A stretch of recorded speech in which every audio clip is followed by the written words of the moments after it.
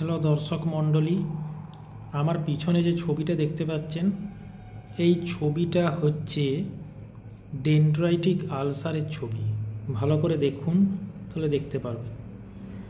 এটা একটা viral disease এবং এটা হয় তার কারণ হচ্ছে আপনার চোখে যদি হারপিক্স সিমপ্লেক্স ভাইরাসের ইনফেকশন হয় তখন কিন্তু এই ধরনের ডেনড্রাইটিক আলসার লক্ষ্য করা যায়।